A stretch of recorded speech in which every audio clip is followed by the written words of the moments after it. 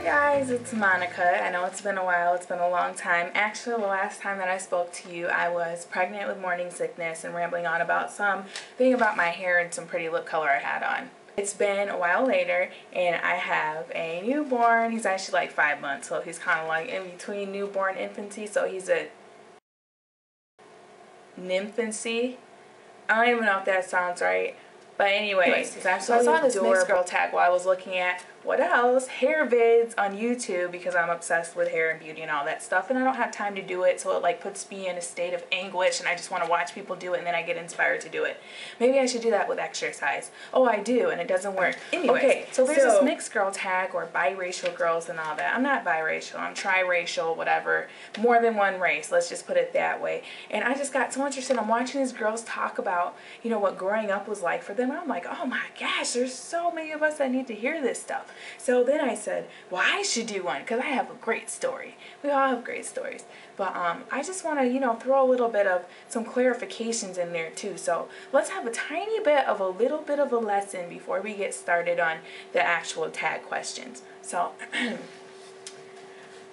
I want you to know, America and everyone else outside of America, that there is a difference between three crucial terms: race, ethnicity, and nationality. Let's start with the easiest one. Nationality. What the heck country you come from, basically. So all of us that was born here in America, we's Americans. Okay, so nationality is easy. People come up and they're like, what nationality are you? And you get all confused and you just say, I'm black, white, and Indian. That's not your nationality. You're an American. So let's get that straight. America, we are Americans. That's our nationality. It's our legal devotion to our state. Next, race. Race is based on, and yes, I did take notes prior to this shooting, your ancestry. If your grandma's German, your race is German. If your grandma's Moroccan, your race is Moroccan. Okay, ancestry, history, language, physical appearance, phenotypic characteristics. Basically, what other people and cultures your face looks like, the nose that you have, and all that type of stuff. What other people from different cultures you resemble based on your biological makeup and your face, and body, and that type of thing. Language, physical appearance, biochemical, physiological properties that are similar to people from other cultures. Your behavior.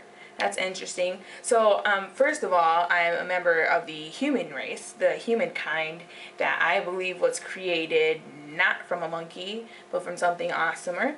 And second of all, if we're speaking even smaller than that, like the subtype of like more classification as to what types of other humans I assimilate with, then I would have to break it down into African American, or I like to say Black American, because honestly I have no idea who is or who was from Africa. I'm not like a second generation African that was born in America, so I get really technical about these terms. So I would just say Black American, Native American. I was adopted, so I was always told I was Cherokee, so I went around proudly stating incorrectly that I was Cherokee, and come to find out that I'm actually Saginaw Chippewa. So there's that right there. Know what you are, the right one the first time. Okay, so anyways, and then I'm also white, and that's everything. So there's all kinds of black and all kinds of white and all kinds of Native American. So it's just a really big pool. So, you know, why do we have to be so specific? We're all super awesome and cool.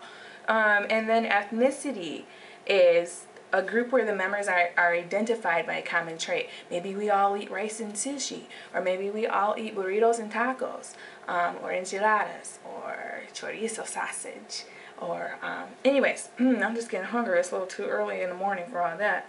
Or maybe it's fried chicken, sweet potato pie, or maybe it's spatula and German. So when someone asks what's your ethnicity, I mean, when they want to know what you are made up of, they're really asking what your race is. And if they ask what your ethnicity is, which one of those races do you most closely identify with culturally, that's getting kind of picky and up close and personal. I mean, You know, I just like to say I'm mixed race and I'm mixed ethnicity. I identify with each of those. I was raised to assimilate culturally mostly with my Black American side, because I was told that if I had a drop of black blood, then I was like black all over, inside and out. I was just blackened. And I just kind of, I wasn't comfortable with that when I got older, because I was like, I have some white inside of me and I am not liking that part. So I had to get to the point where I had to take the step back and figure out, hold on just a minute. Who do I say that I am? And then I got even bigger and more mature, and I said, hold on just a minute. Because I'm real faith-based. I was like, who does God say that I am? And that all changes. See, this whole societal classification thing, this is on a real basic, kind of elementary level.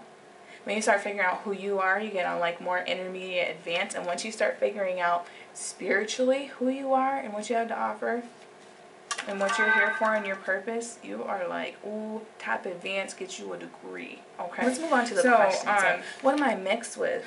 My races are, as I said before, Black American, White American, and Native American, Saginaw, Chippewa, Indian. And then, what ethnicity have I been mistaken for? I've been called a Puerto Rican girl. I'm mixed with some kind of Spanish. I'm, you know, I don't know. Everyone just knew I was mixed, like they could tell.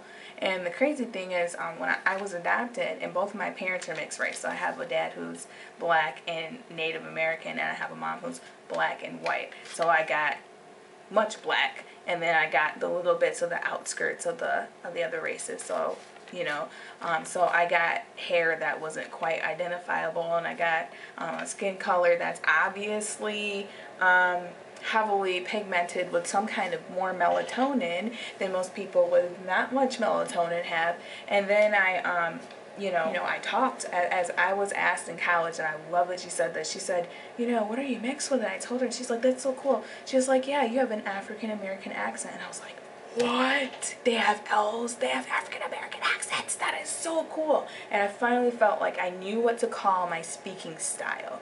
It was Monica with an African American accent. I don't know. It's one of those things where it's just like, okay, come on. Like, if you're from England or Great Britain or something like that, I expect you to have an accent from there. And if you're from the islands, I expect you to have an accent from the islands, man.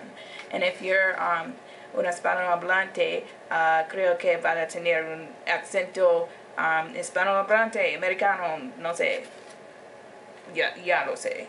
Anyway, so I just expect that, you know, wherever you're from or where you grew up, that's kind of how you're going to sound.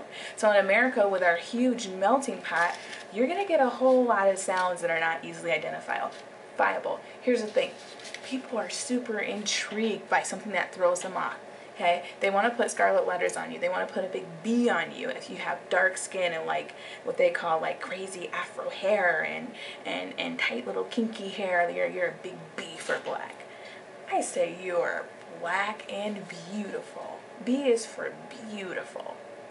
And then if you have like pasty skin and you burn really easily in the sun, and you have straight hair that's yellow and red and with blue eyes, and you kind of talk like, oh my God, you know, and you just really elongate things and put your tongue to your teeth a whole lot and look up in the air and blink a lot and like run your hands through your hair this way and that way and every other kind of way, like swish it around and, you know, do all of that and stuff like that, then you're white.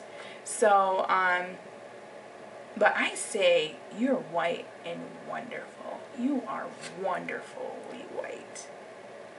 And then if you're Native American, they want to put this big, like, N on you with a feather sticking off of it. Oops, sorry, that's my alarm, so I won't talk too long, but I got more to say. With a feather sticking off of it and a drum in the background. Look at my profile.